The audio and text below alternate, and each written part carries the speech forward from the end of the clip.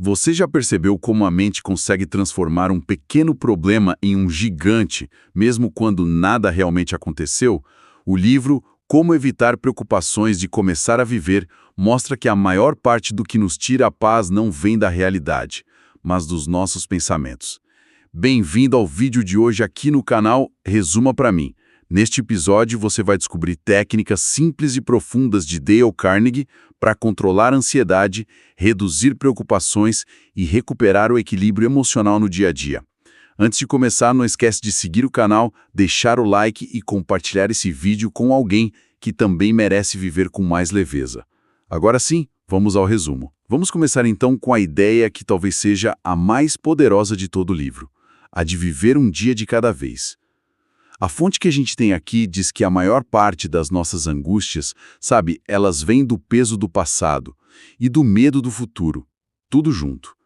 Carnegie usa essa metáfora de viver em compartimentos diários. É como se a gente selasse o passado e o futuro. Exatamente. A ideia é se concentrar apenas no que ele chama de pão de hoje. É uma referência àquela oração, né? O pão nosso de cada dia. Ou seja, não ficar se lamentando pelo pão de ontem, que já endureceu, e nem se angustiar com uma possível seca no ano que vem. A ansiedade sobre o amanhã, ela acaba paralisando a gente hoje. Tem uma analogia fantástica no livro sobre isso. A de um médico do exército na Segunda Guerra. Ele está aconselhando um soldado que sofria de fadiga de combate, um esgotamento total. Ah, sim, a analogia da ampulheta. É ótima. O médico basicamente diz para o soldado para ele pensar na vida como se fosse uma ampulheta. Existem milhares de grãos de areia lá na parte de cima, né? Mas eles só conseguem passar por aquele gargalo estreito um de cada vez. Se você tentar forçar a passagem de mais grãos, a ampulheta quebra. E o soldado, o nome dele era Ted Benjamin, ele aplicou isso na vida dele. Ele começou a dizer para si mesmo, um grão de areia de cada vez.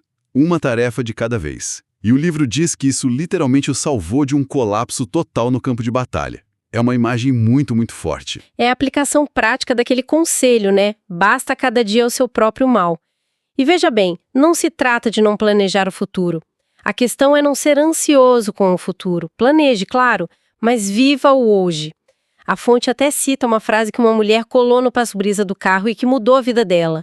Era algo como: todo dia é uma vida nova para o homem sábio. Ok, faz sentido. Mas e quando um problema real aparece? Um problema urgente. Viver o dia não faz ele desaparecer, né? E aí o livro apresenta uma outra técnica, uma de 3 passos que foi criada por Willis Edgar Carrier, um engenheiro. Sim, é uma fórmula que ele chama de mágica para tirar a mente do pânico e levar para a ação. E o Carrier estava enfrentando um problemão.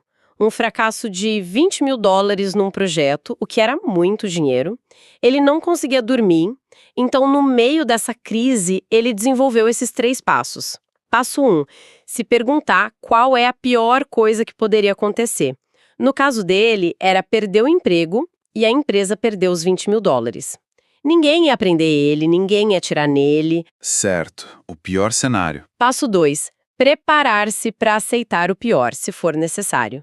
Ele aceitou mentalmente a possibilidade de perder o emprego e que o dinheiro seria perdido como um custo de pesquisa.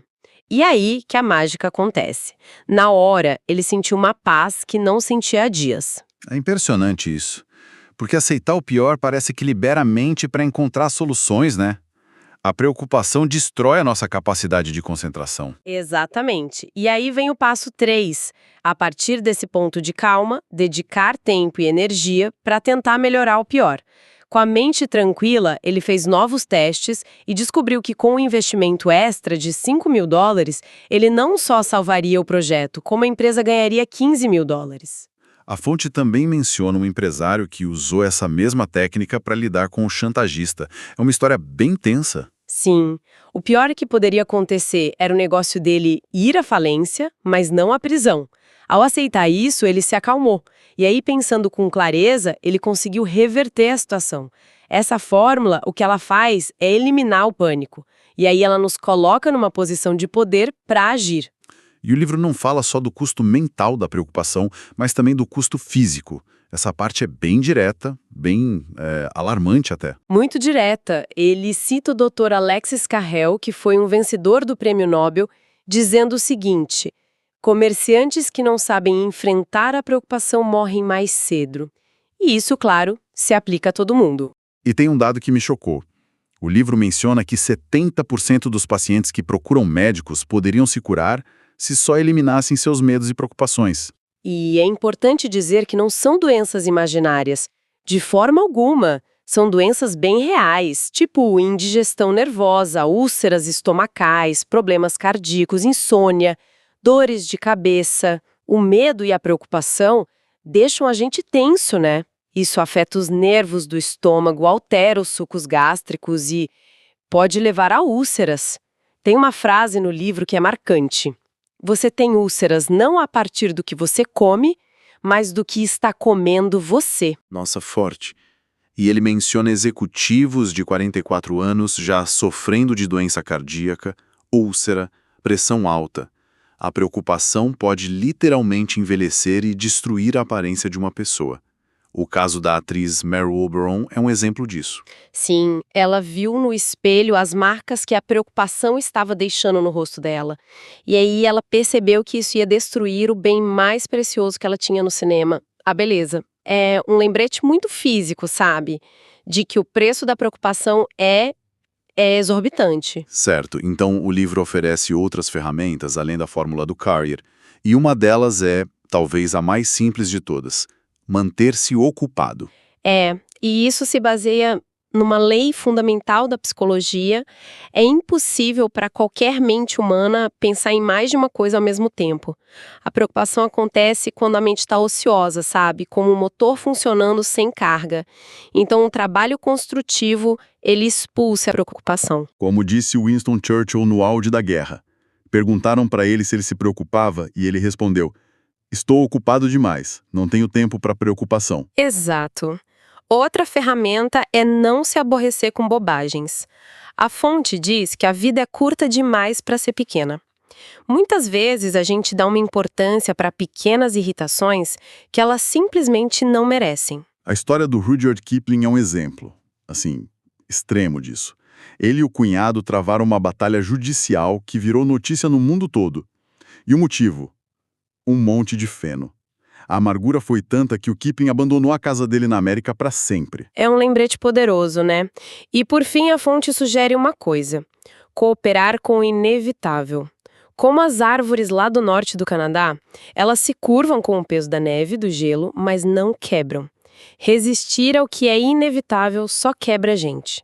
Aceitar o que a gente não pode mudar nos dá força. Tem uma citação da Elizabeth Kenney, a enfermeira que lutou contra a pólio, que resume bem isso. Ela disse: aquele que nunca foi conquistado não pode ser corajoso. A vitória sempre segue a derrota. A análise de hoje, então, nos mostra que a preocupação é em grande parte um hábito mental e que esse hábito pode ser quebrado com técnicas bem práticas.